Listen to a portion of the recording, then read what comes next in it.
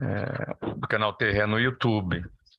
Então, eu quero cumprimentar a todas e a todos que se acham neste plenário, especialmente os componentes da Corte Eleitoral, cumprimentando os doutores advogados que aqui se acham presentes, doutor Procurador Regional Eleitoral, todos que nos acompanham pelo canal do TRE no YouTube, todos os servidores que também aqui nos apoiam. Esta é a 47ª sessão ordinária deste Tribunal Regional Eleitoral no curso do presente ano de 2023, nessa data de 26 de junho do citado ano. Como já dito, a sessão está sendo transmitida publicamente, estão participando aqui desta sessão de forma presencial, nessa sessão por mim presidida, desembargador Itanei Campos, de forma presencial, os juízes eleitorais, doutor Márcio Moraes Júnior, doutor Juliano Taveira Bernardes, doutora Deni Teixeira Pérez Júnior, e participam de forma remota doutora Mônica César Moreno Senhorello, melhor, inicialmente a desembargadora Amélia Martins de Araújo, que é vice-presidente corregedora, doutora Mônica César Moreno Senhorello, a doutora Ana Cláudia Veloso Magalhães. Também se faz presente neste plenário o excelentíssimo senhor doutor Célio Vieira da Silva, procurador regional eleitoral. Esta corte é assessorada pela doutora Maria Selma, que se encontra aqui à esquerda deste presidente, e também temos aqui a presença de advogados. Eu menciono o doutor Laudo Natel Mateus, que é juiz membro substituto desta Corte Eleitoral. Sintam-se todos cumprimentados por esta presidência. Como ato inicial, submeto ao colegiado a aprovação da ata da última sessão, realizada no dia 22 de junho, a 46ª sessão deste ano. Esta ata já foi encaminhada para conhecimento do colegiado. Não havendo qualquer observação, declaro aprovada, para todos os efeitos legais, a ata referida. Na pauta de hoje temos inscrições nos processos 1, 2 e 6 da pauta.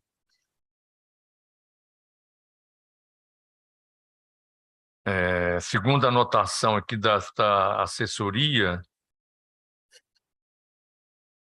o número 4, que está com vista a desembargadora Amélia Martins de Araújo, continuará suspenso com vista àquela julgadora. E o número 8, processo administrativo, relatado pela juíza Mônica César Moreno Senhorello, administrativo 600.0088 de Goiânia, Márcia Roriz Cruvinel interessada, este procedimento será adiado. Segundo, comunicação da eminente relatora. O número 1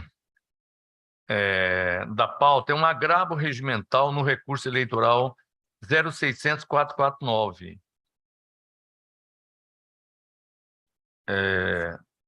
Doutora Tatiele de Oliveira Alencar está inscrita para falar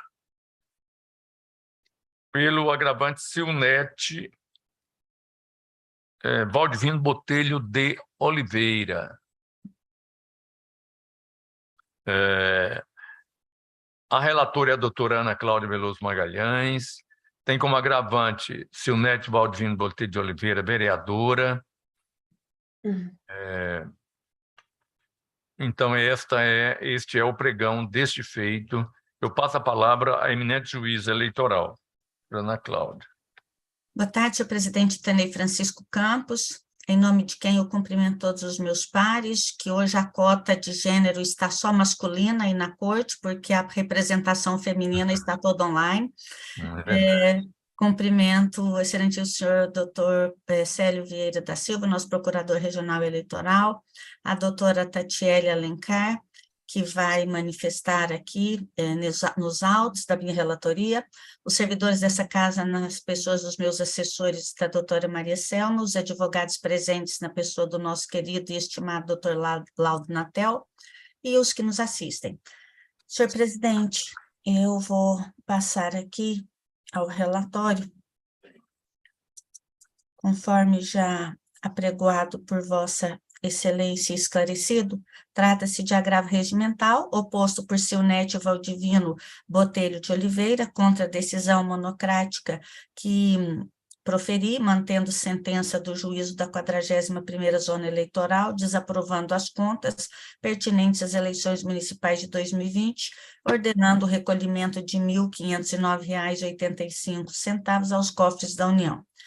A recorrente alega que, apesar de reconhecer a violação ao limite diário de depósitos de R$ 1.064,10, cuidou em imprimir total transparência nas operações. Aduz também que os valores são recursos próprios, o montante não é significativo e os recursos transitaram devidamente pela conta de campanha, sendo devidamente informados na prestação de contas. Pugna pela reforma do deciso anterior, julgando as contas aprovadas, ainda que com ressalvas, afastando-se qualquer imputação de recolhimento. A Procuradoria Regional Eleitoral manifestou pelo conhecimento e desprovimento do agravo regimental. É o relatório, senhor presidente Itanei Francisco. Obrigada. Pois não, doutora. Tem a palavra, então, a doutora Tatiele Alencar, pelo prazo de 5 minutos, para sustentação oral. Tem a palavra, doutora.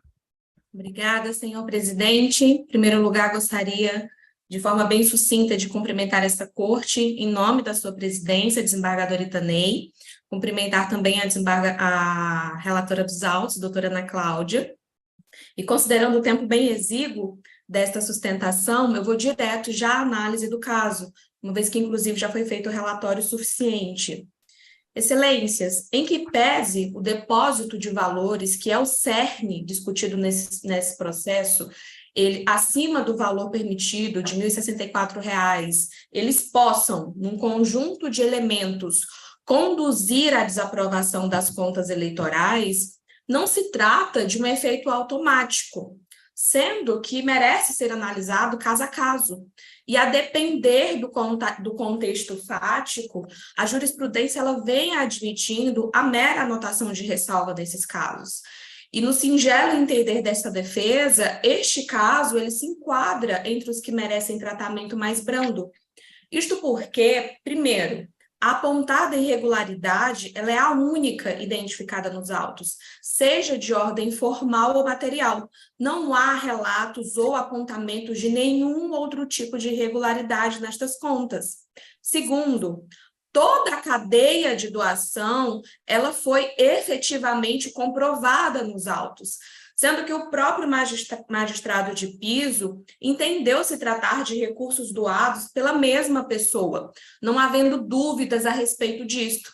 Portanto, inobstante a falha na forma que se deu a doação, esta não causou nenhum prejuízo à atividade fiscalizatória desta Justiça Eleitoral, que é a premissa de toda a normativa da Resolução 23.607. Isto posto, muito embora a transação bancária ela tenha ocorrido por meio de depósito e não via transferência bancária, conforme orienta, determina a resolução, houve total transparência no ato realizado, sendo possível concluir toda a trajetória do recurso financeiro, sendo este o verdadeiro intuito da legislação, que seja possível identificar o lastro dos recursos utilizados, dando garantia à transparência e à origem das verbas.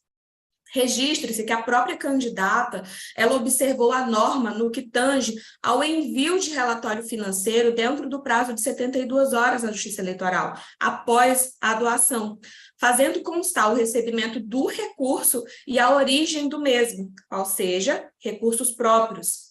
Analisando-se também a cópia do comprovante de depósito que consta dos autos, bem como os dados que se encontram no extrato bancário constante do SPCE, é possível identificar-se a origem do recurso, bem como o emprego que foi dado na campanha deste recurso. Destaque-se ainda que, em fase de diligência preliminar, ainda em primeiro grau, a recorrente ela fez juntada de extratos bancários da sua conta física pessoal, de pessoa física, os quais evidenciaram haver saldo suficiente para a doação realizada, bem como que aquele dinheiro saiu da conta. Imediatamente, minutos depois, entrou o respectivo valor na conta de campanha de candidatura dela. Ou seja, a candidata ela comprovou que possuía lastro financeiro suficiente para realizar a doação. O erro, portanto, ao nosso entender, constitui-se em irregularidade meramente formal, que não macula a análise das contas de campanha da recorrente, pois foi possível identificar a origem da receita, ainda que esta tenha sido realizada de uma forma diversa da estabelecida pela resolução. Por sua vez, apesar de se tratar de mais de 50% de todo o valor arrecadado na campanha, ainda assim estamos falando de um valor diminuto, que não chega à cifra de R$3.000, que não ultrapassou os limites de financiamento próprio de candidatura, ou mesmo a capacidade econômica da candidata, para que se gerasse dúvidas da licitude da origem deste recurso, não havendo aqui qualquer indício de má-fé por parte da candidata, o que enseja, por consequência, a aplicação, sim, dos princípios da proporcionalidade, da razoabilidade, uma vez que a falha ela não foi capaz de obstruir a efetiva atividade fiscalizatória desta Justiça Eleitoral. Isto posto, excelências, embora presente um descumprimento à forma determinada na legislação, não se verifica uma ofensa material aos preceitos normativos. Por essa razão, é que pugnamos pelo provimento do agravo, com aprovação com ressalva das contas da recorrente, sendo decotada a determinação de valores ao erário. Neste sentido, é a sustentação, agradeço a atenção de vossas excelências e devolvo a palavra ao presidente. Tem a palavra, pelo mesmo prazo, o ilustre Procurador Regional Eleitoral, Dr. Célio Vieira da Silva. Obrigado, presidente. Cumprimento Vossa Excelência, desembargador Itanei Francisco, cumprimento a desembargadora Amélia Martins Araújo, vice-presidente desse egrégio tribunal, cumprimento os eminentes magistrados, doutor Márcio Antônio Moraes, doutor Adenir Teles, doutor Juliano Taveira, doutora Ana Cláudia Veloso, doutora Mônica César Senhorello, cumprimento os dignos advogados aqui presentes, os servidores dessa casa. Aqui, presidente, no caso, a questão já é pacífica nessa casa. O Ministério Público reitera sua posição no sentido de que o recurso seja desprovido, conhecido e desprovido. Obrigado. Pois não, doutor Célio. Então, volta a palavra à eminente juíza, relatora, para o proferimento do seu voto. Oportunamente, eu queria abraçar e cumprimentar a desembargadora Amélia Martins de Araújo, porque eu só falei dos pares da cota masculina e não a cumprimentei. Senhor presidente, passa ao voto. A agravante, em síntese apertada, elenca alguns pedidos que eu vou analisar no decorrer do meu voto, como reconhecimento de legalidade das doações e reforma da decisão. O recurso é próprio, tempestivo, dele conheço. O cerne da questão, senhor presidente, é a regularidade das doações de campanha da agravante. Mais especificamente, foram registrados 2 depósitos em dinheiro na mesma data, a data de 13/11/2020, cujo valor soma R$ 2.573,95. Tal fato não se conformaria à vedação esculpida no artigo 21, parágrafos 1º e 2º da Resolução TSE 23.607, que eu transcrevo aqui, mas dispenso a leitura, porque já é do conhecimento dos pares, que nós temos muitos julgados nesse sentido. Da análise da decisão agravada. Acostei, senhor presidente, a decisão monocrática que eu proferi na íntegra, para que todos tivessem ciência do que foi fundamentado na mesma e da forma como foi a questão probatória, acostada aí, inclusive com diversos extratos, que está na minha decisão monocrática, e eu reproduzi ipsis literis no meu voto, assim como fiz transcrição de parte da sentença do juízo monocrático. O ponto nodal é que os argumentos e documentos juntados pela agravante não elidem a irregularidade, pois os únicos meios autorizados para empreender doações financeiras de valores iguais ou superiores à cifra indicada na norma, que é R$ 1.064,10 ou R$ 64,10, são a transferência eletrônica ou cheque cruzado e nominal. Na esteira do quanto decidido pelo TSE, no agravo cujo número eu aqui transcrevo, o depósito identificado permite saber apenas quem entregou o dinheiro no banco, mas não a verdadeira origem dos recursos, que permanece oculta, impossibilitando a fiscalização pela Justiça Eleitoral. Na espécie, de forma a se espancar quaisquer dúvidas remanescentes, ao se analisar os depósitos realizados em espécie, em confronto com os extratos da conta pessoal da agravante, resta impossível efetivar qualquer correlação de valores, a débito ou a crédito, de sorte que resta impossível se trilhar o denominado caminho do dinheiro. Eu aqui acostei depósitos realizados na mesma data, que vossas excelências poderão identificar que a data é 13/11/2020, tem um valor de R$ 396,95, depositado às 14 horas, 23 minutos e 17 segundos. Na mesma data, às 13 horas, 27 minutos e 47 segundos, R$ 2.177. Extratos acostados, cuja titularidade sequer se pode precisar, porque do extrato aí juntado de R$ 2.050,39 não se pode juntar, identificar quem é o titular. Não por outro motivo, restou assentado pelo colendo TSE, que não se admite a realização de depósito na boca do caixa para fins de prova de origem de doação.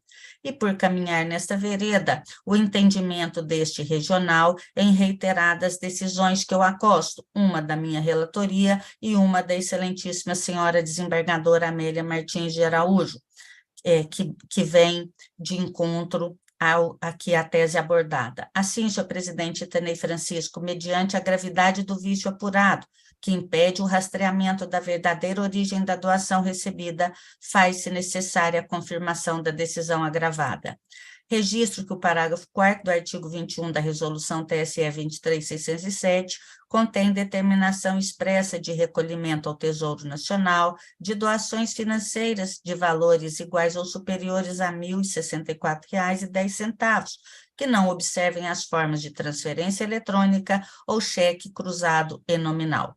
Neste contexto, a sentença do juízo ACO estabeleceu o montante a ser recolhido em seu nível mínimo, e sendo impossível aqui a reforma para pior, mantém-se o quanto a ser devolvido em R$ 1.509,85. Tendo em vista, senhor presidente, a representatividade e a gravidade das irregularidades observadas na arrecadação dos recursos de campanha, que alcançam 58,66% do total da arrecadação da então candidata, a manutenção da desaprovação das contas é medida que se impõe. Assim, acolhendo o parecer ministerial, conheço o agravo, mas nego-lhe provimento para manter incólume a sentença proferida pelo juízo da 41ª Zona Eleitoral de Niquelândia em todos os seus efeitos. É como voto, senhor presidente. Muito obrigada. Como voto, doutor Adeni Teixeira Pérez Júnior. Obrigado, presidente. Cumprimento Vossa Excelência, lhe desejo uma boa tarde. Estendo também os meus cumprimentos aos membros desta corte, ao digno procurador regional eleitoral, aos advogados, e aqui na pessoa da doutora Tatiele, aos servidores desta casa, na pessoa da Maria Selma, e aos demais que nos assistem, presidente. Com relação ao voto, eu não tenho dúvidas em acompanhar a eminente relatora, presidente. Não, e a desembargadora Amélia Martins, como vota? Cumprimento o presidente, o desembargador Itanei Campos, na pessoa do qual eu cumprimento todos os meus demais membros, deste Tribunal Regional Eleitoral, o procurador presente na sessão, doutor Célio Vieira. E quanto ao voto, senhor presidente, eu o acompanho. Pois não, desembargadora. Doutor Márcio Moraes, como voto? Obrigado, senhor presidente. Igualmente cumprimento Vossa Excelência e a todos os meus pares, ao digno Procurador Regional Eleitoral, cumprimento o doutor Laudo Natel, que está ou estava, e os advogados na pessoa do doutor Luiz Haas, na pessoa de Vossa Excelência, cumprimento todos os advogados que nos acompanham aqui e remotamente. Quanto ao voto, eu acompanho, senhor presidente. Doutor Márcio também, o doutor Juliano Tabeira, como vota? Obrigado, senhor presidente. Gostaria, antes de tudo, de cumprimentar a todos os membros dessa corte, na pessoa de Vossa Excelência, cumprimentar também o Procurador-Geral Eleitoral, os servidores dessa casa, os advogados que aqui se fazem presente, especialmente a doutora Tatiele, doutor Luiz Alexandre Hassi, e no mais acompanho a relatora, senhor presidente. Doutora Mônica, estamos lá. Como vota a doutora Mônica Senhorello? Presidente, cumprimento Vossa Excelência, desembargadora Amélia, todos os membros da corte, meus colegas, também o doutor procurador, doutor Célio Vieira da Silva, os advogados eu cumprimento na pessoa da doutora Tatiele, que tão bem realizou a sustentação oral, todos os servidores do TRE, todos que nos assistem. Com relação ao voto da relatora, eu acompanho, presidente, na íntegra. Pois não, doutora. Então, com o voto da doutora Mônica, completou-se a votação do colegiado.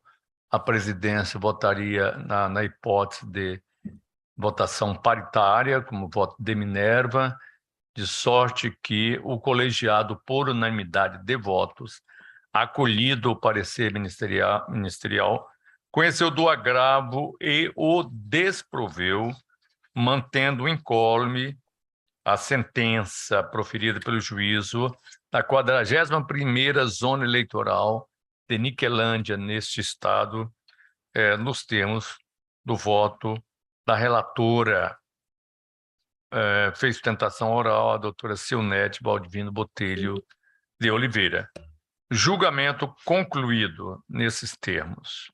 Cumprimento a doutora advogada e seguimos para anunciar um outro feito a ser julgado, de número 2, recurso criminal 600.065, criminal eleitoral, naturalmente, extensão 19 de Goiânia, que tem como relator o ilustre juiz Adenir Teixeira Pérez Júnior, e como revisora, a eminente desembargadora Amélia Martins de Araújo. Recorre Luiz Alexandre Hassi, recorrente Igor Lázaro Pires Neto, terceiro interessado Célio Antônio da Silveira, recorrido Ministério Público Eleitoral. Dr. Luiz Alexandre Hassi fará a sustentação oral em nome de Célio Antônio da Silveira. Então, eu passo a palavra ao eminente juiz relator. Obrigado, presidente. Renovo os cumprimentos. E aqui cumprimento também o advogado da tribuna, o doutor Luiz Alexandre Hassi, e vou ao relatório, presidente. Cuida-se do recurso em sentido estrito interposto pelos advogados Luiz Alexandre Hassi e Igor Lázaro Pires Neto contra a decisão do juízo da 146ª Zona Eleitoral, que denegou o habeas corpus que os horas recorrentes impetraram em favor de Célio Antônio da Silveira, visando trancar o inquérito policial que aqui menciono, em trâmite sob supervisão daquele juízo. Alegando que o habeas corpus está devidamente instruído, com todos os elementos que são capazes de comprovar de plano evidente ilegalidade, os recorrentes sustentaram que o parecer da PGR, bem como decisão de homologação da delação premiada, não deixa qualquer abertura para interpretação que possibilite ampliar o espectro da investigação, sem qualquer revolvimento de prova, ou mesmo necessidade de se adentrar ao mérito. Afirmando que o paciente foi citado em mais de uma ocasião na referida delação premiada como responsável pela operacionalização dos pagamentos dos valores repassados pela empresa JBS ao então candidato ao governo do estado de Goiás.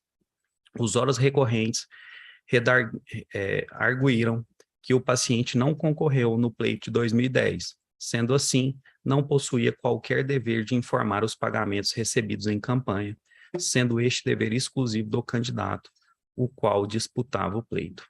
Aduziram que a ampliação do espectro da investigação se evidenciaria na afirmação de ser necessária a continuidade e o aprofundamento das investigações policiais, a fim de que se verifique a veracidade dos fatos narrados e apurados no inquérito policial. Defenderam ser necessário que a colaboração premiada seja acompanhada de provas, bem como delimitados os crimes os quais se pretende colaborar, restando à autoridade policial investigar tão somente se o alegado em termo de colaboração premiada trata-se de verdade, não podendo aprofundar tal investigação com o intuito de encontrar outros crimes que possam existir. Contrapondo-se ao entendimento decisório de que a impetração apenas possuía argumentos, os recorrentes afirmaram que o seu habeas corpus foi instruído com todos os documentos suficientes para comprovar todo alegado, como que restava demonstrada a ausência de justa causa, o abuso na condução do feito, a atipicidade da conduta que sustentariam o pretendido trancamento do inquérito. Instado, o Procurador Regional Eleitoral opinou pelo conhecimento e desprovimento do recurso. É o relatório, presidente. Então, feito o relatório, doutor Luiz Alexandre Haas tem um prazo de 15 minutos para a sua manifestação. Obrigado, senhor presidente. Receba os cumprimentos desse advogado, assim como os demais membros dessa egrégia corte. E bem como Vossa Excelência, senhor Procurador Regional da República, também receba os cumprimentos desse advogado. Vou voltar à história e contar o processo. Em maio de 2017, foi realizada uma delação da empresa, dos funcionários, dos proprietários da empresa JBS. Nessa delação, não houve qualquer proteção a quem quer que fosse. Os proprietários da JBS denunciaram corrupção de um presidente da República, denunciaram corrupção de um presidente da Câmara, denunciaram corrupção de todos os que ela havia corrompido. Em relação à campanha de Goiás, disse que doou sem registrar a doação. Por quê? Porque um pretenso outro candidato era próximo deles também e também recebeu doação. Mas, bem, esse fato, essa doação, realmente foi operacionalizada por Célio, que pediu a doação à campanha do PSDB. Célio é uma pessoa próxima de um dos proprietários, pediu a doação e a doação foi aceita. Foi feita. Foi feita, foram pagos postos de gasolina, gráficas, empresas de pesquisa, táxi aéreo, todas as despesas vinculadas ali, trazidas como corroboração à delação, são despesas absolutamente inerentes à campanha. Essa foi a delação da JBS. Na delação, ela foi homologada pelo Supremo Tribunal Federal, nesses termos, e o Supremo resolveu fatiar e remeter aqueles atos que não tinham prerrogativa de função. Aqueles fatos em que não haviam pessoas envolvidas com prerrogativa.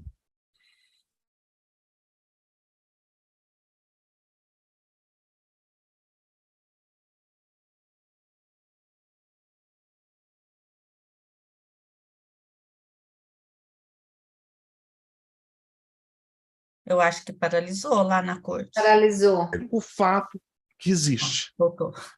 Esse é o único fato que está nos autos. Vem esse processo e vai para a Polícia Federal. E o que faz a Polícia Federal? E ninguém se atenta a isso. Diz que houve, primeira coisa, lavagem de dinheiro, lembrando que a modificação da Lei 12.850 é de 2012, a gente não tem lavagem para crime eleitoral, que houve uma corrupção onde não se há o ato comprado, onde se conclui pela corrupção porque a empresa colaborou com a campanha, sendo que isso era um ato lícito. Era lícito a doação. Diz que há uma organização criminosa ou associação criminosa, sendo que a lei, a organização criminosa nesses termos, sendo que a lei também é de 2012. Tanto a lavagem, a modificação da lavagem, passando para a terceiro espectro de lavagem, que é qualquer crime, quanto a organização criminosa não existem. Isso é fato. Não há a menor dúvida quanto a isso. Tem-se, então, a corrupção. Corrupção com que ato que foi comprado? Ninguém disse um ato que foi comprado. As pessoas doam, as empresas doam para manter uma boa relação no meio político. Essa é a regra do jogo. Essa era a regra do jogo. Ou por simpatia, ou por antipatia, se doa para um candidato ou para outro. Essa era a regra do jogo. Da onde, de onde, como e por quê o delegado de Polícia Federal faz essa criação, não se tem nos autos. Isso não é questão de prova. Isso é questão de leitura. Não é o juízo do delegado que legitima a perseguição. Porque se fosse assim, briguei com o delegado na rua, ele iria me investigar. Ele não pode. Há de ter limite. Há de ter limite. E o limite desse caso, o que é? A circunstância provada que leva à conclusão de uma a outra. Os indícios, previstos lá no artigo 239 do CPP, que diz a circunstância provada que leva à conclusão de outra é indício. Ou a prova do crime também não existe. Nesse sentido, aparece e se vê Célio processado por crime eleitoral. Ele não era candidato. Ele não tinha responsabilidade na prestação de contas. Ele era alguém que ajudou o seu partido. Ponto. Nesse sentido, ele também não poderia ser processado. E o pior, esses abusos. E aí é interessante a gente falar com o tempo. Esse HC ele foi impetrado em janeiro de 2022, veio aqui para o tribunal entendeu que faltaria competência para o seu julgamento, remeteu para o juiz de primeiro grau e agora também recurso em sentido estrito. Vem o tempo. Nesses autos teve uma busca e apreensão há 2 meses atrás. E olha que interessante, 2 meses atrás uma busca e apreensão. 2 meses atrás, há 2 meses atrás, o crime eleitoral já estava prescrito. A gente está falando de 2010. Então, não se tem nenhum crime eleitoral mais para ser apurado, porque já houve a prescrição, e eu estou falando de prescrição em abstrato. Eu não estou nem considerando aquela lei que modificou a prescrição em perspectiva. Em perspectiva, não, em concreto. É em abstrato. A gente tem 12 anos após, para o crime que deveria ser apurado, se decreta a busca e apreensão. Sobre o quê? Sobre uma corrupção que o delator disse que não há corrupção. Sobre uma organização criminosa que não existia à época da quadrilha. Sobre uma lavagem de dinheiro inexistente. O dinheiro foi para fornecedor. Quando o dinheiro, no caso dessa delação, e eu participei de alguns outros processos dessa delação, e ela me parece que já é um tanto quanto pública, quando havia questão de dinheiro, venda de nota para entregar dinheiro para candidato, eles falaram de delação. Basta ler o primeiro trecho. Quando não há nada, eles não falam. A presunção lícita e correta que se tem é que não houve o fato. Eu não posso presumir, investigar, submeter alguém a um inquérito sem base alguma. Sem nada. E estamos falando de um processo de corrupção. Estamos falando de um processo de lavagem de dinheiro. Estamos falando de um processo de organização criminosa. tem também a questão eleitoral, que está prescrita, que prescreveu esse ano. Prescreveu o ano passado. São 12 anos, 2010, já prescreveu, já encerrou esse assunto. E a investigação continua, com todas as suas dores, com todos os seus sabores, se perseguem ainda o investigado, que nem deveria ser investigado. Há limites ao HC, ao habeas corpus, há limites de cognição, há limites de análise de provas, há limites para que se revolva isso. E quando não se tem nada, como que se chega à conclusão do nada?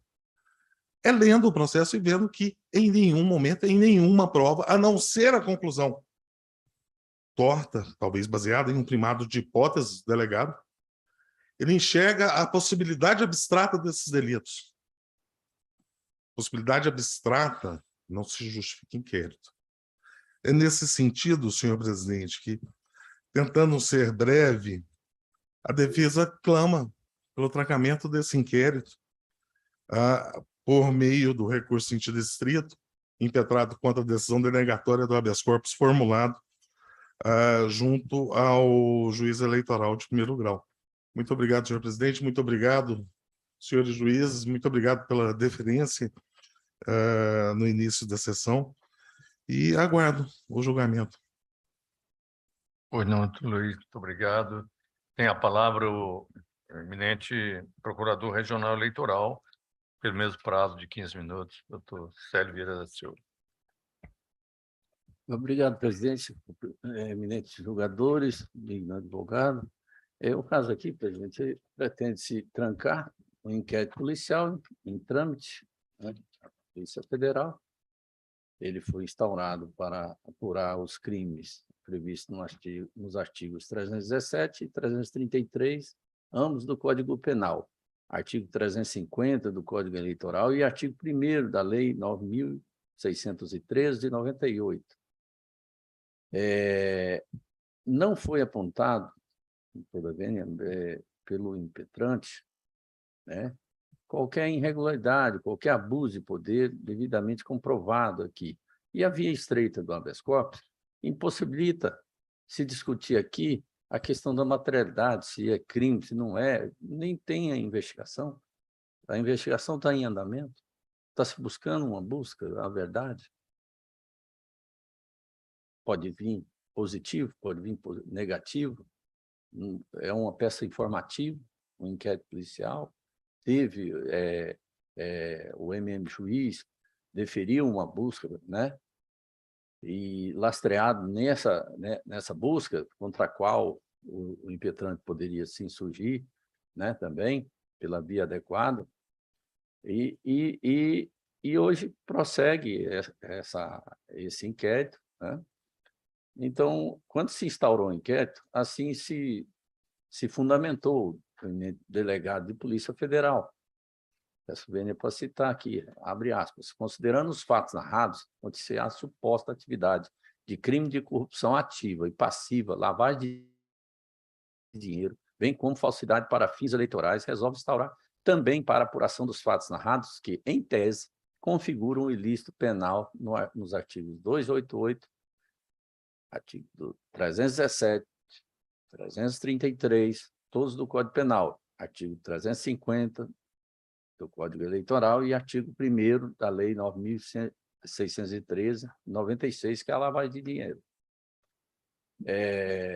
A autoridade, né, assim, se reportou lá, né? Então, consta aqui, abre aspas, consta aqui como informações da autoridade. Em 1º de abril de 2020, o delegado de Polícia Federal solicita ao advogado que apresente em caráter imediato prova documental que corrobore os fatos descritos no termo de colaboração premiada no que diz respeito a Marconi Perillo e Célio Silveira, né?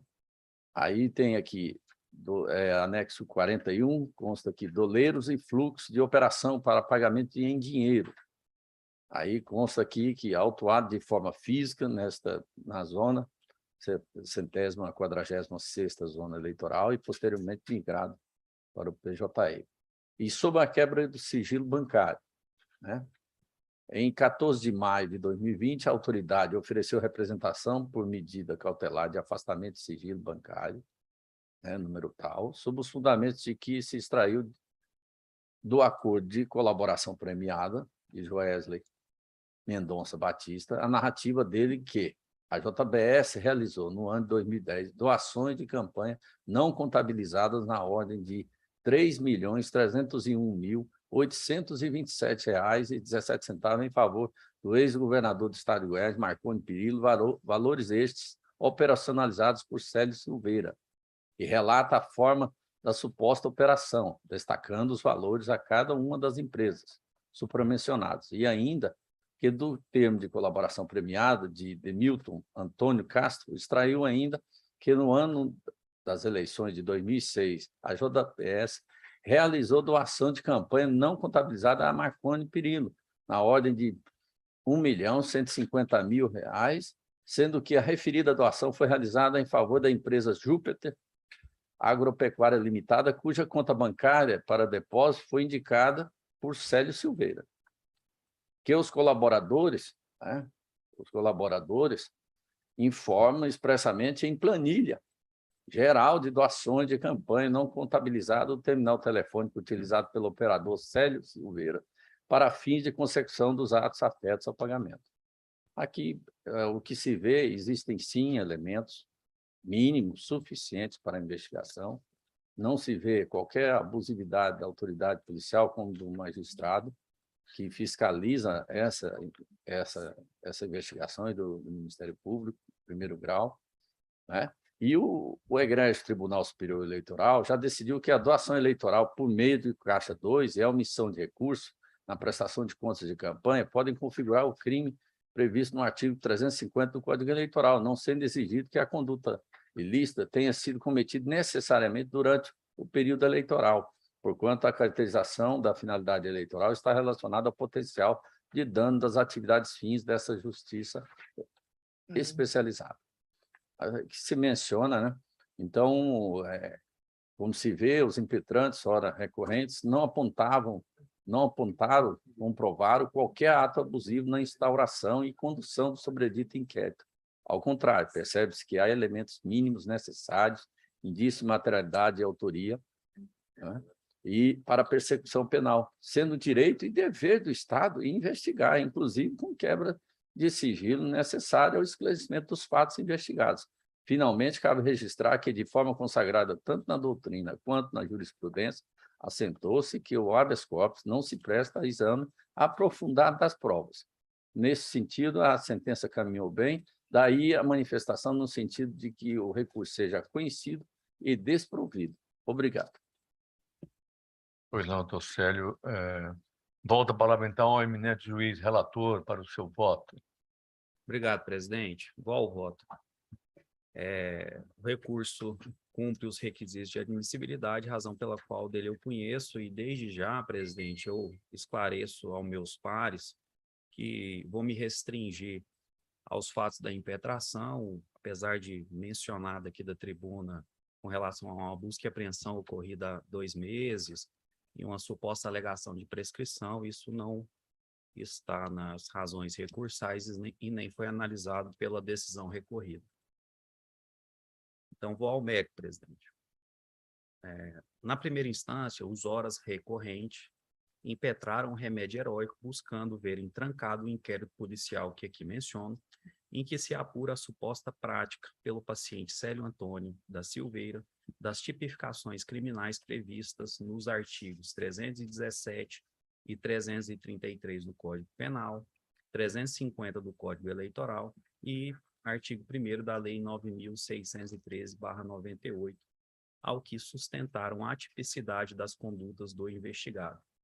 Portanto, ressaindo patente que a tutela almejada não intenta salvaguardar o direito ambulatorial do paciente, considero oportuno salientar que, abro aspas, o trancamento de inquérito policial por meio da via estreita do habeas corpus somente é possível quando, de plano, se constata ilegalidade ou teratologia capazes de suprimir a justa causa para o prosseguimento do feito. o que ocorre nas hipóteses de atipicidade da conduta descrita na denúncia, ausência de indícios de autoria e materialidade delitiva, ou quando presente causa extintiva de punibilidade. Isso aqui foi extraído do recurso em habeas corpus do Tribunal Superior Eleitoral, da relatoria do ministro Sérgio Banhos. Sigo dizendo, tal como assinalado nos fundamentos da decisão recorrida, não deparo nestes autos a alegada pronta evidenciação da ausência de justa causa que autorizasse o encerramento prematuro do procedimento investigativo. De plano, visualizo fartos e idôneos elementos indiciários, notadamente porque trazidos pela chancela do Supremo Tribunal Federal, na PET 7003, resultado de múltiplas operações de âmbito nacional deflagradas pela Polícia Federal e Ministério Público Federal, que descortinaram um vasto esquema criminoso sobre o protagonismo da empresa JBS e seus principais executivos, em cujas conexões detectou-se sinais de expressa e direta implicação do paciente em transações financeiras destinadas ao então candidato ao cargo de governador do estado de Goiás no ano de 2010.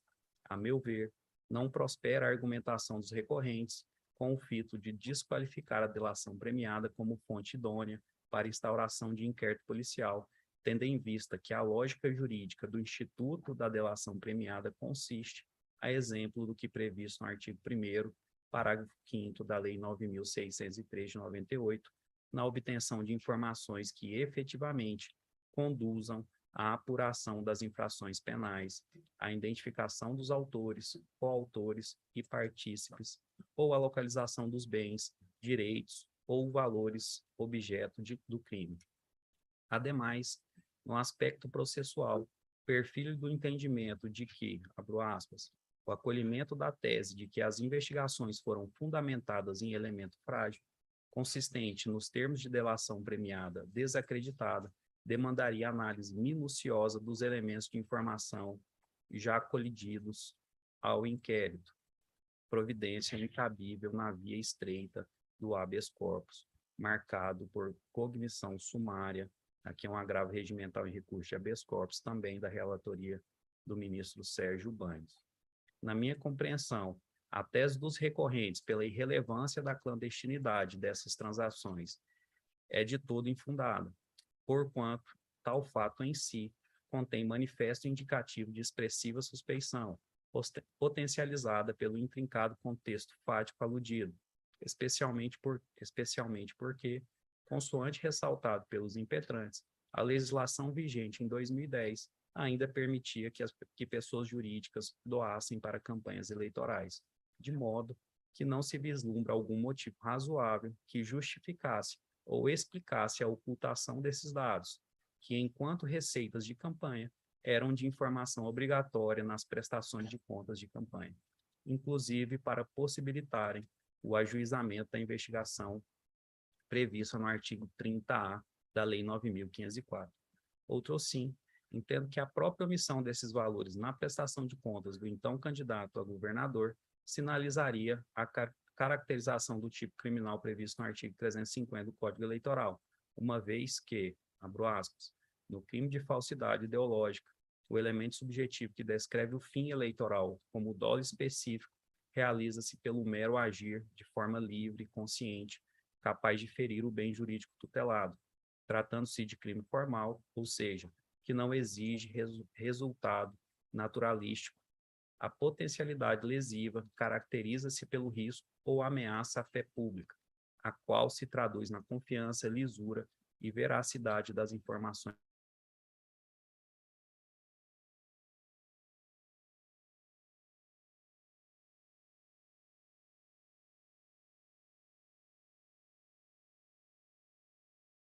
Parou de novo lá. Parou mesmo. Já é a segunda vez. Desembargadora, a senhora viu que eu cumprimentei a senhora depois? Vi. Não vi, sim. Tem-se ainda que, abro aspas, a finalidade eleitoral da conduta omissiva na prestação de contas para a configuração do crime do artigo 350 do Código Eleitoral não pode ser afastada antes do recebimento da denúncia, devendo o juízo de ausência de dolo específico ser reservado à decisão final após a instrução probatória. Este aqui é o entendimento do Tribunal Superior Eleitoral, de relatoria do ministro João Otávio de Noronha. Sigo dizendo que, no tocante à alegação dos recorrentes de que o paciente não seria o responsável pela prestação de contas do então candidato a governador nas eleições de 2010, penso haver duplo fundamento para refutá-las.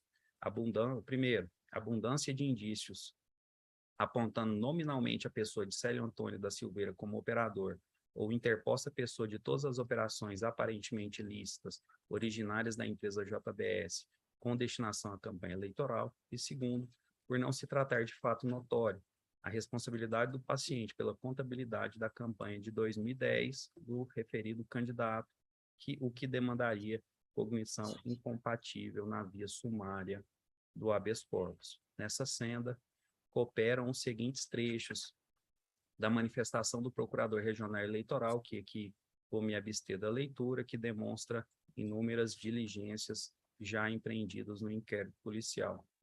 Com efeito, não deparando no caso em análise quaisquer atos da autoridade policial que denotasse abusividade ou transmutação do procedimento de persecução penal em instrumento de perseguição pessoal, entendo correta a decisão fustigada, no sentido de ser necessária a continuidade e aprofundamento das investigações policiais, a fim de que se verifique a veracidade dos fatos narrados, impondo-se o prosseguimento da regular tramitação do inquérito policial sob a supervisão do juiz eleitoral de piso. Isso posto, acolhendo o parecer ministerial, nego provimento ao recurso em sentido estrito interposto por Alexandre Rassi e Igor Lázaro Pires Neto. É como eu voto, presidente. Senhor presidente, só um esclarecimento de fato, se o senhor me permitir. Meia palavra, doutor Alexandre. O voto do relator diz que eu desprestigio a delação. A impetração é dizendo que a delação é o limite da investigação inicial. Eu não desmereço a delação, digo que ela é válida e digo que ela traz o limite da investigação. É só essa sabia, tipo. Certamente, relator nega provimento ao recurso antidistrito, como vota a desembargadora Amélia Martins de Araújo. Senhor presidente, eu revisei todo o processo e cheguei à mesma conclusão do digno relator, de que o inquérito ele só se arquiva se houver ali teratologia ou ilegitimidade. E como disse também o procurador, é uma peça investigativa, não é uma peça acusatória. Ele pode, ao seu final, concluir pela inexistência de qualquer delito. Então, nesse aspecto, eu acompanho totalmente o voto do relator. Não, desembargadora, doutor Márcio Moraes, como vota? Obrigado, senhor presidente. Eu queria ficar com vista do processo, considerando o que foi, inclusive, levantado aqui em tribuna quanto à prescrição, considerando que aqui nós estamos ainda em sede de inquérito, né? Então, ainda não teve, como inclusive bem mencionado no voto do eminente relator, não teve ainda o recebimento da denúncia. Então, ainda não tivemos um marco interruptivo, eu digo aqui em princípio, de modo que para verificar o transcurso desse prazo, que poderia ser reconhecido aqui, inclusive, de ofício, a de cautela não fica cumprida, senhor presidente. Doutor Juliano Taveira, como vota? Senhor presidente, em homenagem ao pedido de vista, eu vou aguardar. Como vota, doutora Mônica Senhorello? Presidente, eu acompanho o relator, em que pese o pedido de vista do doutor Márcio, mas eu já me sinto preparada para o julgamento. Vossa Excelência acompanha o relator, portanto. Doutora Ana Cláudia Magalhães, como vota? Senhor presidente, pelas mesmas razões expostas pelo doutor Juliano, e tendo o doutor Márcio pedido vista, eu vou aguardar também. Obrigada. Pois não. Então, ficou suspenso o julgamento com vista ao juiz Márcio Moraes após o voto do eminente relator, no sentido de acolher o parecer ministerial e desprover o recurso em sentido estrito, tendo sido acompanhado pela juíza, pela desembargadora Amélia Martins de Araújo e pela juíza Mônica Senhorello. Aguardam Dr. Juliano Taveira Bernardes e a doutora Ana Cláudia Veloso Magalhães. Fez tentação oral, Dr. Luiz Alexandre Rassi. Então, fica suspenso o julgamento, Luiz, com pedido de vista. Vossa Excelência, nós continuamos anunciando prestação de contas eleitorais 602.172.36 de Goiânia. O 3 vai ser suspenso? Ah, porque tem outra sustentação. Vê aqui.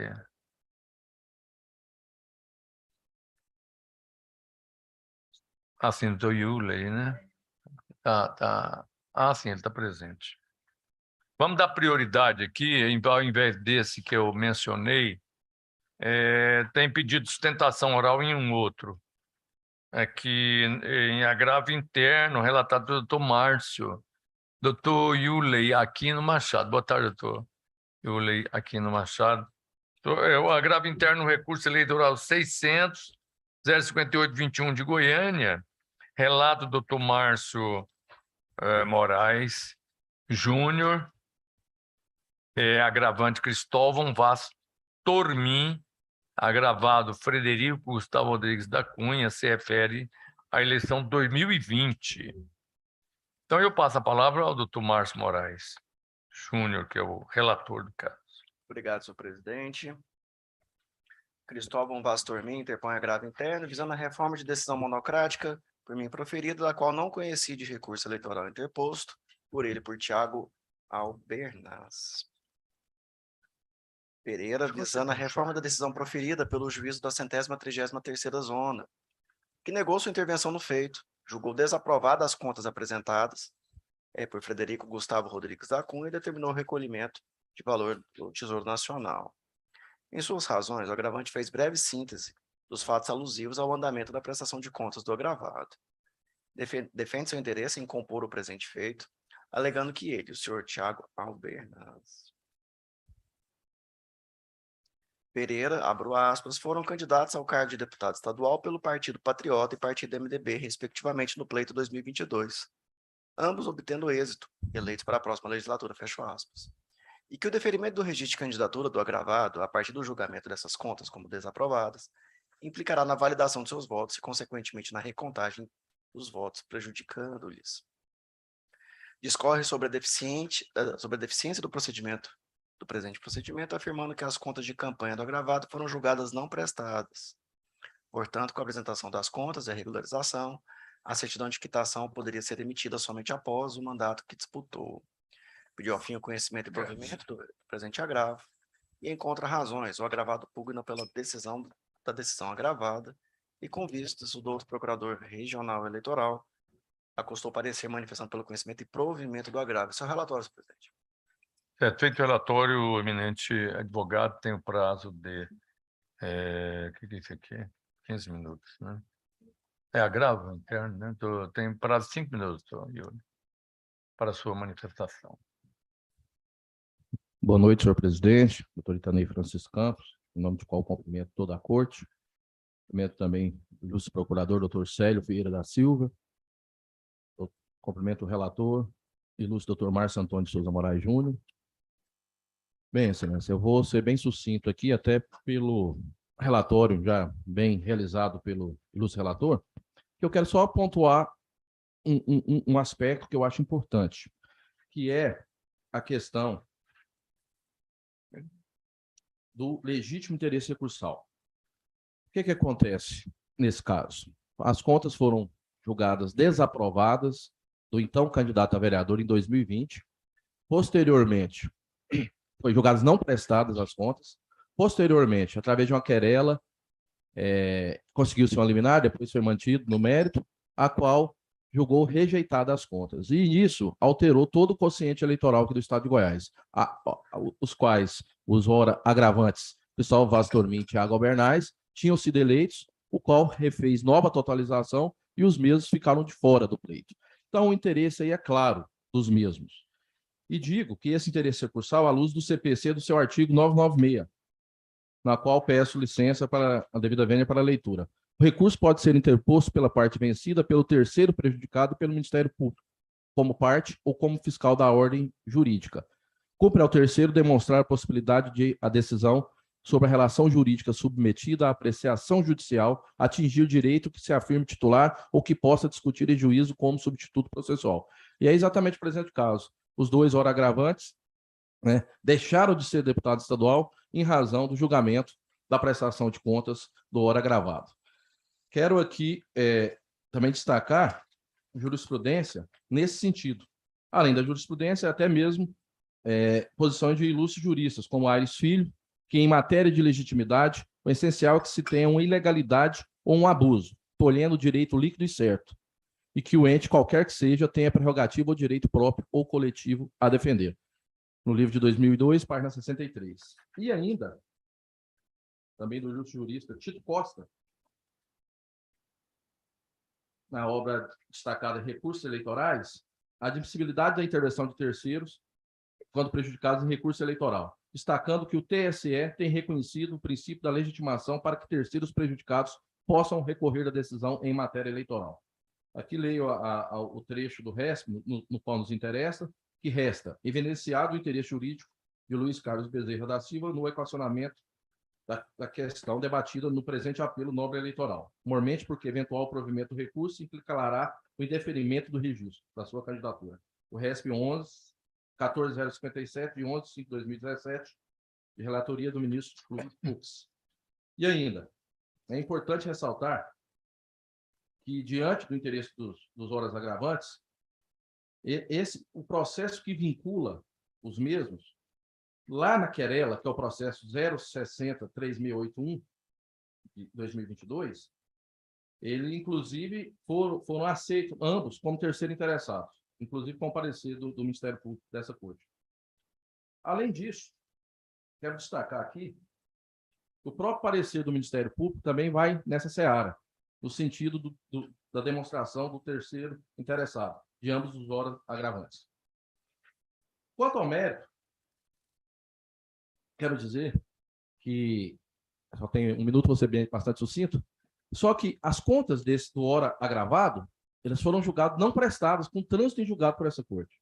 Foi transitado, foi um julgamento que me recordo bem, do doutor Juliano, a teoria da derrotabilidade, no qual foi suscitado, favorável a essa tese, e as contas dele foram julgadas como não prestadas e transitado em julgado. Posteriormente, ingressou com essa querela, que já é um mérito, mas quero deixar destacado aqui, e antes mesmo de ser analisada a prestação de contas, só agora foi, só no final do ano passado, tanto é que o recurso subiu agora, antes de ser analisado, já foi concedida a quitação eleitoral ao hora agravado, né, hoje deputado estadual Frederico Gustavo. Então, diante do exposto, novos jogadores, requeiro o provimento do presente agravo, né, para, posteriormente, a cassação definitiva da quitação eleitoral do hora agravado e, posteriormente, as devidas comunicações à 133ª zona, e que é do registro, que é da prestação de contas, bem como a comissão de totalização, para que seja feita nova totalização dos votos. Certo do efetivo cumprimento da justiça, perante esse tribunal, é o que se requer. Muito obrigado. Então, eu leio, o eminente procurador regional eleitoral também tem a palavra, por igual prazo, 5 minutos, para a sua manifestação. Obrigado, presidente. Eminente julgador, digno advogado, a posição desta procuradoria já foi externada em outras oportunidades do caso e sempre se invoca o artigo 996 do Código de Processo Civil, né, que prevê a legitimidade do terceiro interessado, prejudicado, para a interposição de recurso, né? No caso aqui, esse processo começou como pedido de regularização de contas eleitorais. O MM Juiz, lá transformou esse pedido lá na instância em prestação de contas novamente. Mas acontece que tinha um trânsito em julgado. Eu confesso que não entendi. Tá? Então, os presentes autos iniciaram como requerimento de regularização da prestação de contas das eleições de 2020. Fato que tem como única finalidade regularizar a situação do candidato prestador perante a Justiça Eleitoral, mas sem lhe conceder quitação eleitoral imediata. Aqui até foi mencionado, aqui no parecer, um julgado dessa corte de relatoria do eminente ora relator, doutor Márcio, né? Onde eu peço bem para citar, onde consta aqui na ementa, embargos de declarações recebidas como um agravo, requerimento de regularização de contas julgadas não prestadas, deferimento da regularização ao término da legislatura para a qual concorreu, tentativa de rejulgamento das contas, trânsito e julgado, inviabilidade. No caso aqui, o que se fez foi um rejulgamento, transformou o pedido de regularização em um processo de prestação de contas novamente. Então, o parecer ministerial é no sentido de que o recurso seja conhecido e provido. Obrigado. Então tem a palavra o eminente relator para o voto. Obrigado, senhor presidente. O recurso ele é próprio, tempestivo e dele conheço. Porém, que pese os argumentos lançados nos autos, mantém a decisão agravada, exarada nos seguintes termos, e aqui farei brevíssima leitura. Digo que o recurso, esse, ora agravado, não portava conhecimento, já que nota-se que do andamento processual, que em face da sentença que negou a intervenção do feito pleiteado pelos recorrentes, foram postos embargos de declaração, os quais não foram conhecidos por ilegitimidade das partes, e em seguida foi interposto o presente recurso eleitoral. Ocorre que, ante o não conhecimento dos aludidos embargos, não houve interrupção do prazo para a interposição de novos recursos, fato que impede o conhecimento do presente apelo, e trouxe, naquela ocasião, julgados do TSE e do STJ, no qual, na parte que destaco, dizem: os embargos declaratórios, quando não conhecidos, não interrompem a fluência do prazo recursal. Do STJ, em igual sentido, que os embargos de declaração não conhecidos pelo tribunal de origem não possuem o condão de interromper o prazo para interposição do apelo raro. E então, naquela ocasião, não conhecia o recurso eleitoral. Como visto, já digo eu aqui em meu voto, o recurso eleitoral aviado não comportou conhecimento em razão da intempestividade, uma vez que o não conhecimento dos embargos aviados no juízo em primeiro grau ensejou a não interrupção da fluência do prazo recursal. Portanto, repito, a ratio decidente se cingiu à inocorrência da interrupção do lapso temporal para novos recursos, o que levou à não superação do juízo prelibatório, e não se envolveu na discussão quanto à legitimidade ou não do ora agravante, conforme defendido tanto na peça de agravo quanto no parecer ministerial. Ante o exposto, senhor presidente, estou desacolhendo o parecer, conhecendo, porém negando o provimento ao agravo interno manejado. É como voto.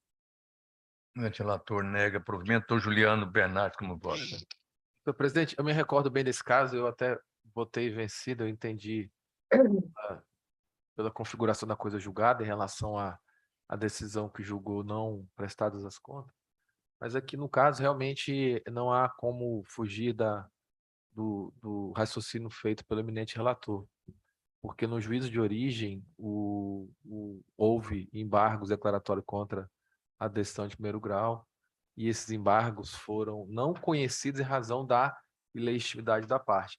É um pouco diferente quando é não conhecido por legitimidade, quando não conhecido por não haver, ou por intempestividade também, isso não interrompe nem suspende o prazo recursal. É bem diferente quando o juiz ele examina o embargo declaratório em si e acaba negando o provimento, dizendo que não havia ali a omissão, a obscuridade ou a contradição. Então, nesse caso daqui, de fato, em razão dessa negativa de segmento dos embargos declaratórios, não houve a suspensão nem interrupção do prazo, razão pela qual o recurso, ora em exame, também padece da intempestividade. Senhor presidente, então acompanho o relator.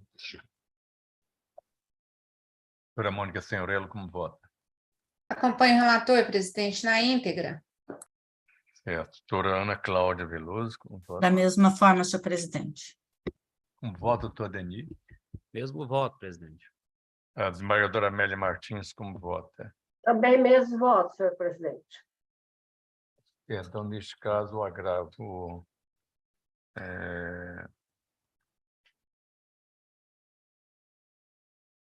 por unanimidade de votos, este agravo interno número 6 restou desprovido pelo colegiado por unanimidade de votos, nos termos do voto do relator, desacolhido o parecer da douta Procuradoria Regional Eleitoral, fez sustentação oral, doutor Iulei Aquino Machado.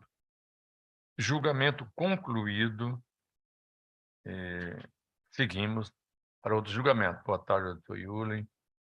Agora eu anuncio para análise o número 3, prestação de contas eleitorais, 602.1723 de Goiânia. É da relatoria do doutor Juliano Taveira Bernardes, tem como requerentes Ana Lúcia Souza Silva, se refere à eleição de deputado estadual 2022, feitos enquanto suspenso com vista ao juiz Márcio Moraes Júnior, após o voto do relator, no sentido de aprovar as contas com ressalvas. O relator foi com pela doutora Mônica César Moreno Senhorello, houve vista a doutora Ana Cláudia, a desembargadora Amélia me acompanhou inicialmente o voto do relator. Bom, vamos partir aqui para o último pedido de vista. Na sessão de 5 de junho, o doutor Juliano apresentou adendo ao voto, manteve o dispositivo original, com aprovação com ressalvas. Doutora Mônica refluiu para acompanhar o voto divergente da juíza Ana Cláudia Veloso, que determinou o recolhimento ao Tesouro Nacional de R$ 25.500. A doutora Mônica refluiu para acompanhar, aí foi suspenso a desembargadora Amélia, que ao retornar acompanhou a divergência, concluindo pela desaprovação das contas.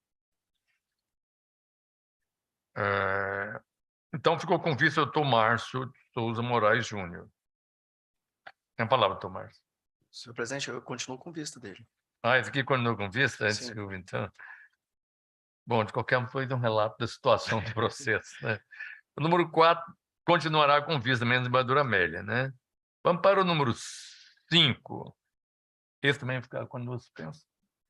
O número 6 já foi. Então, vamos para o número 7.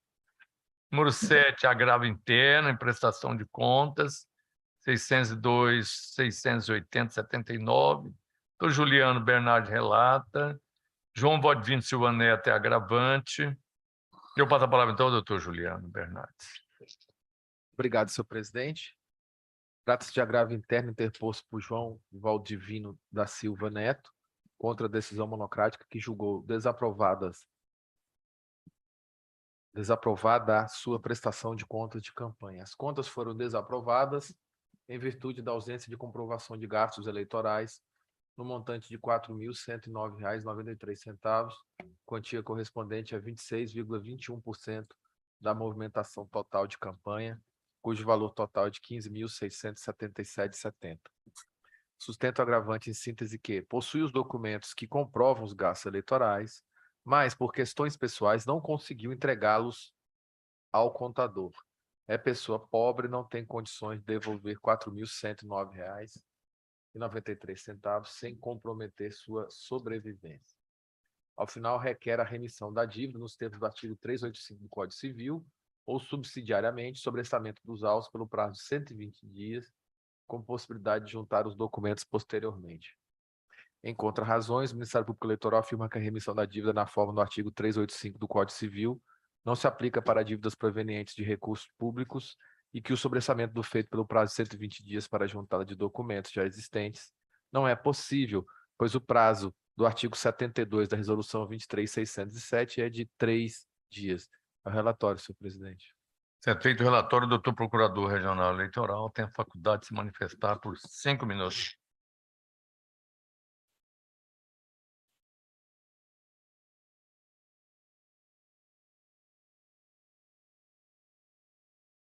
Eminentes julgadores, não se vê motivo para alterar a realidade fática e jurídica traçada na R-decisão recorrida. Daí a manifestação no sentido de que seja mantida a decisão com desprovimento do agravo. Pois não, volto a palavra então ao ilustre relator, doutor Juliano Bernardo. Obrigado, presidente. No começo aqui do voto, eu vejo presentes os pressupostos recursais, por isso dele conheço. No mérito, eu lembro que as contas foram desaprovadas em razão da ausência de documentos idôneos a comprovar a legalidade de gastos eleitorais no montante de R$ 4.109,93. Aí segue o voto com a transcrição praticamente integral da decisão agravada, explicando o porquê dessa determinação. Aqui, o recurso, ele a rigor, não faz impugnação contra essa ordem de devolução. O agravante simplesmente argumenta que possui os documentos necessários à comprovação dos gastos eleitorais, mas não consegue entregá-los no momento, ou seja, ele nem sequer entregou agora no recurso, razão pela qual requer o sobrestamento dos autos pelo prazo de 120 dias a fim de entregar o documento. Aí eu digo que o prazo para processamento das prestações de contas são fixados na resolução e não há previsão alguma para sobrestamento dos autos a fim de que o prestador de contas possa organizar seus documentos e os entregar à Justiça Eleitoral. Claro que eu deveria ter feito isso antes. Eu falo aqui que a necessidade de preparação dos documentos, a legislação até facultou a todos os candidatos a entrega das prestações na prestação de contas finais na Justiça Eleitoral até o 30º dia após a realização das eleições. Outra oportunidade para apresentação de documentos após o parecer preliminar aqui da ASEPA, a partir do que o candidato obtém mais 3 dias para fazê-lo. No caso, o candidato foi devidamente intimado e não apresentou, quedou-se inerte. Assim, não há como deferir o pedido do agravante sem ferir a igualdade de tratamento entre os candidatos. Quanto ao requerimento de remissão da dívida, cabe dizer que o artigo 385 do Código Civil é regra de direito privado, pelo que não se aplica a direitos indisponíveis, tampouco para relevar o recolhimento de valores ao Tesouro. Ainda que assim não fosse, a pretendida remissão não é algo a ser obtido por decisão do Judiciário, senão por ato negocial a cargo do Executivo Federal, desde que houvesse autorização legislativa. Por essas razões, senhor presidente, eu conheço e nego provimento ao recurso para manter a desaprovação das contas com determinação de recolhimento ao Tesouro Nacional do valor de R$ 4.109,93. É o voto. Vota pela ordem a doutora Mônica Senhorello. Acompanho o relator, presidente. Doutora Ana Cláudia Veloso, como vota? Da mesma forma, senhor presidente. Doutora Deni Teixeira, como vota? Mesmo voto, presidente. Desembargadora Amélia Martins. Também, mesmo voto. Márcio Moraes, como vota? Márcio também acompanha. Então, deu unanimidade, né, no sentido de adotar o voto do eminente relator. A Corte Eleitoral conheceu e negou provimento ao recurso, mantendo a desaprovação das contas com ordem de recolhimento do valor de R$ 4.190,93 ao Tesouro Nacional, nos termos do voto do relator, parecer acolhido. Concluído, anunciamos para julgamento. Esse último nem vai ser com vista, né? Melhor, será adiado.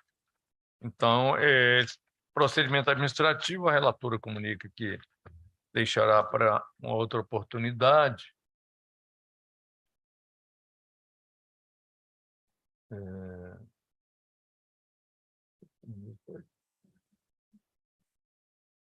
Tem uma comunicação aqui da assessoria, doutora Mônica. Vossa Excelência tem necessidade de se ausentar? Isso. Às 7 horas, presidente. Então, vamos Às prosseguir. 7 horas. Pois não. Então, fica ótimo, Vossa Excelência acompanha aqui. A parte administrativa, a gente tem aqui... Deixa eu ver aqui. A auditoria, né, irá... A nossa auditora, doutora Sandra Fleury, ela já está conectada aqui. Doutora Sandra, boa tarde, doutora Sandra Fleury. Olá, tudo bem? Boa tarde, presidente. Boa noite, né? Boa noite, já é noite, né? Nós estamos aqui envolvidos. Sim. De qualquer forma, quero dar boas-vindas aqui à Corte Eleitoral. A doutora Sandra Fleury vai apresentar o relatório, né, elaborado pela auditoria interna deste tribunal, de acordo com a resolução CNJ 308/2020, o relatório anual da auditoria relativa a 2022. Esse arquivo foi encaminhado pela secretária aqui das sessões para o WhatsApp, e em cada bancada também foi deixado um exemplar. Então, eu passo a palavra à senhora auditora, doutora Sandra Fleury. Obrigada, presidente. Boa noite a todos. Eu saúdo a todos em nome do desembargador Itanei e da desembargadora Amélia. Conforme previsão da resolução do CNJ número 308/2020, artigos 4º e 5º, resolução do TRE 331 de 2020, artigo 8º e 9º, o relatório anual de atividades de auditoria interna será apresentado à alta instância interna de governança, ou seja, este colegiado. Então, o relatório ele apresenta informações sobre a execução do plano anual de auditoria interna e análise dos demais trabalhos e resultados do exercício de 22. A SAUD, que como nós denominamos a Secretaria de Auditoria, tem como atribuição a avaliação do controle interno com a revisão dos processos, controles para garantir a eficácia e eficiência operacional, a conformidade com as políticas e regulamentos, a proteção de ativos e a prevenção de fraudes. Outra atribuição da SAUD é a consultoria, que é o aconselhamento sobre determinados assuntos em abstrato, auxiliando a gestão no seu direcionamento e tomada de decisões. Por fim, também é dever da auditoria acompanhar o status e implementação das recomendações originárias das suas auditorias.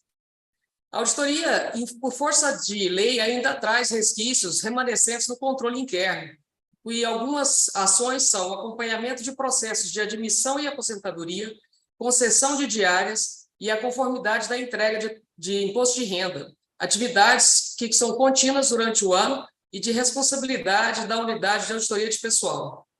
No exercício de 22, foram ratificados um processo de admissão, 4 processos de concessão de aposentadoria, um processo de reversão de aposentadoria e um processo de pensão civil. Sobre a concessão das diárias, a nossa atuação, é necessário ressaltar que, antes de ser fiscalizatória, foi prestada uma consultoria sobre o sistema de diárias. Essa consultoria foi prestada à Diretoria-Geral e unidades correlatas. Em decorrência dessa consultoria, ocorreram melhorias no sistema de pedidos e concessões de diária, o que possibilitou a análise e conferência de pedidos já represados de 2019 até 2022. A SALP, que é a nossa unidade de pessoal, analisou um total de 989 pedidos de diárias. Com referência a 2019, foram 140 pedidos, 2020, 207 pedidos, 2021, 69, e de 2022 já temos 573 pedidos analisados. Outra ação fiscalizatória é de conformidade da entrega de declaração de imposto de renda, também resquício do antigo controle interno, onde se examina a existência e autorização de acesso aos dados constantes das declarações de imposto de renda que são transmitidas à Receita Federal por autoridades e servidores do tribunal. A fiscalização realizada em 2022, referente ao exercício de 21, foi totalmente exitosa. Outras fiscalizações, agora realizadas pela Seção de Auditoria de Regularidade, são em relação à prestação de contas das zonas eleitorais do ano eleitoral, sobre alimentação de mesários e transporte de urnas. Referente aos transportes de urnas, no pleito eleitoral de 22, foram analisadas as contas apresentadas pelas zonas eleitorais, totalizando 36 procedimentos. Sobre a prestação de contas referentes à alimentação de mesários e demais colaboradores da eleição de 22, temos 92 zonas eleitorais que deveriam prestar contas dos valores recebidos. Essa fiscalização teve início em 2022 e ainda não foi finalizada, já sendo encaminhados para a presidência 79 procedimentos sem ressalvas, 2 procedimentos ainda não foram encaminhados para análise da SAUD e 11 estão pendentes de diligências requeridas a inclusão de documentos e esclarecimentos. Agora, propriamente sobre os processos de auditoria, as auditorias realizadas. Nós temos uma auditoria remanescente de 2021, que é a auditoria de transparência de gestão da informação, que teve início em 22, foi realizada e concluída em setembro de 22 também. Em virtude do aparecimento de outra auditoria com uma demanda externa, postergamos a auditoria que foi planejada de 21, mas já totalmente concluída em 22. O relatório foi aprovado pela presidência em setembro de 22 e estamos na fase de monitoramento dessas recomendações. Os trabalhos de planejamento das auditorias para 22 constam da primeira auditoria, a auditoria de contratação de obras e reformas, que tem o foco na gestão da sustentabilidade. Foi finalizada e encontra-se em fase de análise de matriz de achados de auditoria, por parte da diretoria-geral. A próxima fase, após a análise da diretoria-geral, será o encaminhamento para a presidência para deliberação, aprovando ou reprovando as recomendações segundo a sua análise de risco. A segunda auditoria realizada foi a auditoria de processo de gestão da execução orçamentária e financeira. Essa auditoria, ela, de acordo com a Instrução Normativa do TCU, número 84 de 2020, ela mantém a exigência de certificação da regularidade contábil em auditoria, realizada por todos os regionais eleitorais, tribunais regionais eleitorais, e está sobre a responsabilidade da auditoria de governança, gestão de riscos e controles internos. O objetivo dessa auditoria é de assegurar que as demonstrações contábeis foram elaboradas e apresentadas de acordo com as normas de contabilidade e estão livres de distorções relevantes causadas por fraude ou erro. Ocorreu a emissão do certificado de auditoria e com sua devida publicação em 31 de março de 23, como preconizado. E o relatório final de auditoria de contas anuais foi apresentado em 17/5/23 à nossa presidência. A presidência já emitiu o pronunciamento atestando tomada de conhecimento das conclusões do parecer que eu assinei como dirigente do órgão de controle interno, bem como atestou a presente prestação de contas, que foi organizada em estrita obediência às exigências do Tribunal de Contas da União. Nós destacamos que ocorreu um envio tempestivo dos resultados ao TCU. As conclusões do parecer compreenderam os balanços orçamentários, financeiro e patrimonial até a data de 31 de dezembro de 22. Em nossa opinião, as transações e demonstrações contábeis dos atos de gestão relevantes dos responsáveis estão em conformidade em todos os aspectos com as leis e regulamentos aplicáveis pela administração pública. A terceira auditoria foi a auditoria operacional integrada com conformidade do sistema de gestão da qualidade. Foi realizada, finalizada e já encaminhada para assistência de processos de riscos e qualidade desse regional, com a solicitação da juntada do plano de ação. Realizamos uma quarta auditoria de atenção à saúde ao servidor. Seu status atual está aguardando a análise da diretoria-geral, diante de 9 achados de auditoria que foram encontrados. Posteriormente, será encaminhado para a presidência para a sua verificação de aprovação ou não das recomendações da auditoria. A quinta auditoria foi a auditoria integrada com o TSE de avaliação dos processos de gestão de segurança da informação. Essa auditoria também foi concluída com êxito e apresentado o plano de ação. Atualmente encontra-se também na fase de monitoramento. Existiu uma sexta auditoria que foi adiada pelo Conselho Nacional de Justiça, que é a auditoria de conformidade de plataforma digital do Poder Judiciário, que já foi realizada, inclusive, nesse ano de 23, mas constando do relatório de 22 como adiada. A Resolução 309 prevê, no seu artigo 72, que é recomendável no plano de capacitação a previsão de 40 horas de capacitação por cada auditor. Ratificamos que ocorreu a capacitação, conforme a recomendação, superando 40 horas sugeridas para cada servidor. Temos servidores que, inclusive, foram a mais de 100 horas de capacitação. A Secretaria de Auditoria ela é responsável pela elaboração e elaborou e teve aprovação da presidência no Plano Anual de Capacitação de 2023, elaborou e teve a aprovação da presidência no Plano Anual de Auditoria, teve elaboração e aprovação da presidência no Plano de Auditoria de Longo Prazo e manifestou a cada quadrimestre o relatório de gestão fiscal, juntamente com a presidência, a diretoria-geral, a Secretaria de Administração e Orçamento, a elaboração do relatório anual de auditoria interna, que é esse que finaliza com a apresentação ao plenário, e ainda desenvolve ações de monitoramento e acompanhamento das suas recomendações. Conforme a última atualização do monitoramento das recomendações, que inclui de 2011 a 2022, o cenário é de 151 achados com igual número de recomendações, sendo que 3 recomendações apenas não foram implementadas, 51 recomendações estão em implementação e 97 foram totalmente implementadas. Conclui-se que a Secretaria de Auditoria Interna, com esforço e empenho de todos os integrantes do Tribunal Regional Eleitoral de Goiás, conseguiu agregar valor aos procedimentos desenvolvidos, otimizando o fluxo de trabalho que se reflete das muitas melhorias alcançadas, com maior ou melhor gerenciamento de riscos e controles. Diante de todo esse exposto, finalizo a apresentação do relatório das atividades de auditoria interna do Tribunal Regional Eleitoral, com apreciação deste colegiado. Agradeço a todos. Muito obrigado. Muito obrigado, doutora Sandra Fleury, pela exposição tão esclarecedora da atuação da auditoria interna aqui neste regional. Eu estava averiguando, possivelmente faremos uma distribuição, né, para um dos membros do colegiado, mas eu vou me certificar da necessidade de que haja um voto apresentado à corte sobre a auditoria, sem esquecer que a auditoria tem um mandato, não é isso? Então, na verdade, como se fosse um órgão fiscalizador interno com autonomia, Exatamente. se reporta administrativamente à presidência e também se reporta ao colegiado. Agradeço, doutora Sandra Fleury, cumprimento pela atuação, sempre com presteza, né, com dedicação, e posteriormente comunicaremos para qualquer eventualidade a respeito deste ato. Obrigado. Então, nós seguimos agora, ainda aqui nessa sessão, apenas para indagar se há alguma outra... A pauta já foi esgotada, indagar se há alguma comunicação por parte dos juízes membros. Não havendo, então, aparentemente, o doutor procurador também tem a faculdade, caso queira fazer alguma manifestação.